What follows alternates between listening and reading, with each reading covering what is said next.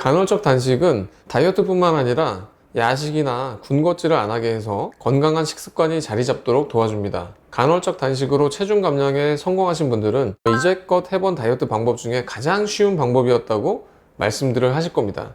실제로 저도 쉽게 할 수 있으니까요. 또 어떤 분들은 나는 간헐적 단식을 하기는 했는데 체중 감량은 안 됐다는 분들도 많이 계십니다. 왜 효과가 있다는 분들과 효과가 없다는 분들이 둘 다 많은 걸까요? 제가 수십 편의 논문을 분석한 결과를 토대로 간헐적 단식을 어떻게 해야 체중 감량 효과를 극대화시킬 수 있는지에 대해서 알려드리겠습니다. 간헐적 단식을 하는 이유는 크게 두 가지가 있습니다. 첫 번째 이유는 간헐적 단식은 하기가 쉽습니다. 칼로리 제한 다이어트는 노력이 많이 들어가는데 간헐적 단식은 평소와 똑같은 양을 먹되 단식 시간만 길게 하면 되기 때문입니다. 두 번째 이유는 지방을 감소시키기에 유리한 방법입니다. 단식 시간 동안에 음식에서 얻은 당을 다 사용하고 나면 그 다음부터는 몸에 지방을 분해해서 에너지원으로 사용하기 때문에 체지방을 좀 더 효율적으로 줄일 수 있습니다. 보통은 단식을 하고 12시간부터 이런 반응이 일어나고 단식 시간이 길어질수록 효과가 커집니다. 그러다 24시간이 지나면 효과가 줄어들게 됩니다. 그래서 단식 시간은 12시간에서 24시간까지 보통은 하게 되는 것이죠. 실제로 이렇게 간헐적 단식의 특징을 반영하듯 많은 논문들에서 간헐적 단식을 하면 체중이 감량되고 체지방이 감소되었다는 결론들이 주류를 이룹니다. 그런데 언제부턴가 간헐적 단식이 체중 감량과 체지방 감소에 도움이 별로 안 된다는 연구들이 하나둘 나오기 시작합니다. 그 중에서 간헐적 단식이 효과가 없다는 정점을 찍은 것은 간헐적 단식의 배신이라는 기사들을 쏟아내게 만든 2022년 논문이었습니다. 20에서 40대 비만인들을 대상으로 1년 동안 1일 표준 섭취량의 75%의 칼로리를 먹게 하였습니다. 한 그룹은 평소처럼 아무 때나 먹게 하고 한 그룹은 오전 8시부터 오후 4시 사이에 8시간 동안에만 먹고 나머지 16시간 동안은 단식을 하게 하였습니다. 실험한 결과 두 그룹에서 체중 감량의 추이, 체지방량, 요요까지 결과가 거의 똑같이 나왔습니다. 시간을 지켜서 먹었건만 간헐적 단식의 배신이라고 할 만한 결과였습니다. 도대체 간헐적 단식이 효과가 있다는 것인지 없다는 것인지 알쏭달쏭하던 이 와중에 22개의 논문을 분석한 네이처지의 리뷰 논문이 나오면서 궁금증을 많이 해소시켜 주었습니다. 첫 번째로 간헐적 단식은 체중 감량에 효과가 있을까요? 네이처지에서 분석한 결과 간헐적 단식을 한 경우에 유의미한 체중 감량이 일어났고 공복 시간이 더 길어지는 단식일수록 체중 감량의 효과가 좋았습니다. 16대 8 간헐적 단식은 3%에서 4%, 5대2 간헐적 단식은 4%에서 8%의 감량이 되었습니다.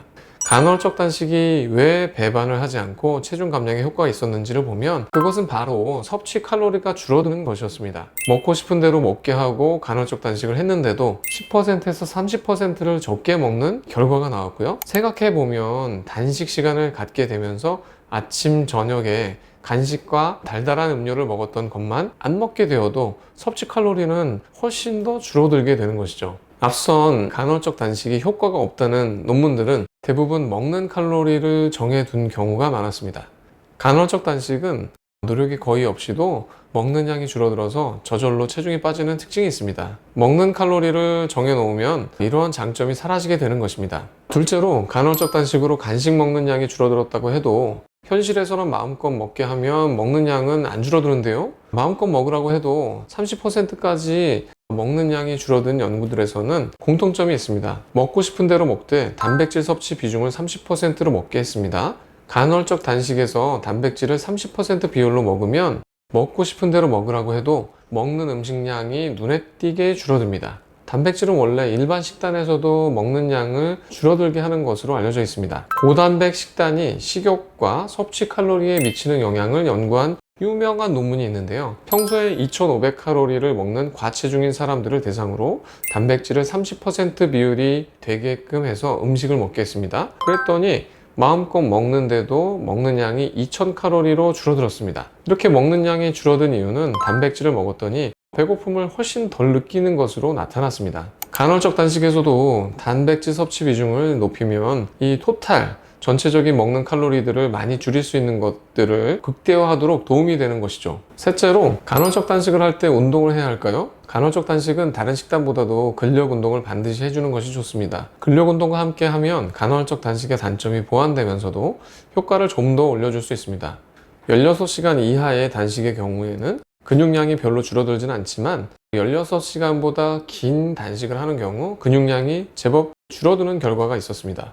이뿐만이 아니라 근력 운동을 간헐적 단식과 같이 하면 체중 감량에 효과적이었다는 연구들이 많이 있는데요. 세브란스 병원 연구팀에서 간헐적 단식만 한 그룹과 간헐적 단식과 근력 운동 40분, 또 유산소 운동 20분을 같이 한 그룹으로 나뉘어서 8주간을 비교했습니다. 간헐적 단식만 한 그룹이 2.4kg이 감량이 되었고, 운동을 같이 한 그룹은 3.3kg이 감량이 되었습니다.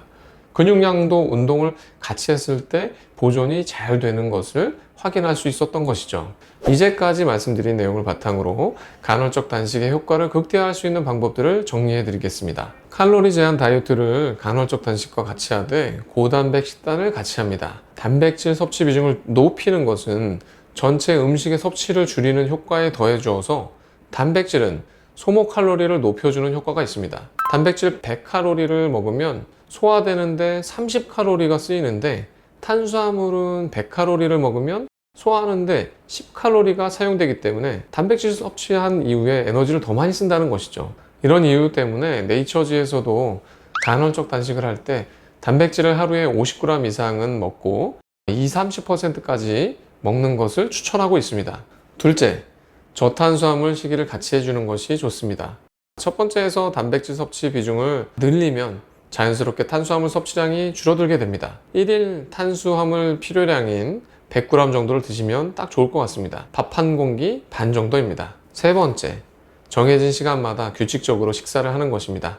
생체 시계와도 연관성이 있는데요. 다수의 연구에서 하루에 한 끼를 먹던, 두 끼를 먹던, 세 끼를 먹던 관계없이 불규칙적인 식사는 체중 증가를 유발하고 배고픔을 느끼게 하는 호르몬이 증가되는 것으로 나타났습니다. 정해놓은 시간에 단식을 하시고 식사를 하는 시간도 규칙적으로 하시는 것이 좋습니다. 넷째, 근력 운동을 같이 하면 당연히 좋습니다. 간헐적 단식에서는 유산소 운동보다는 근력 운동을 같이 해주는 것이 근육 감소도 적고 체중 감량에 훨씬 더 도움이 됩니다. 당연히 유산소 운동을 함께 해주면 더더욱 좋겠죠. 다섯 번째, 단기적으로 체중 감량만 초점을 맞추면 5대2 간헐적 단식이 가장 효과적입니다. 5일은 마음껏 먹고 이틀은 저녁만 한 끼 먹는 방법인데요. 체중 감량 효과는 크면서 부작용은 적은 편이어서 단기간 해보시기에 좋습니다. 특히 5대2 단식은 운동이랑 같이 하면 매우 뛰어난 체중 감량 효과가 있었습니다. 3개월간 평균 8%가 빠지는 것으로 논문에는 나타났는데요. 연구한 사람도 진짜 너무 뛰어난 체중 감량 효과가 있다고 논문 말미에 결론을 맺고 있었습니다. 여섯 번째, 단식 시간에는 물, 커피 같은 것 이외에는 아무것도 안 먹어야 되는 것은 가장 기본이면서 가장 중요합니다. 단식 중간에 간혹 이건 먹어도 되겠지 하고서 칼로리가 있는 것을 먹으면 절대 안 됩니다. 일곱 번째, 20에서 60대에 건강하고 마르지 않으신 분들이 하면 좋습니다.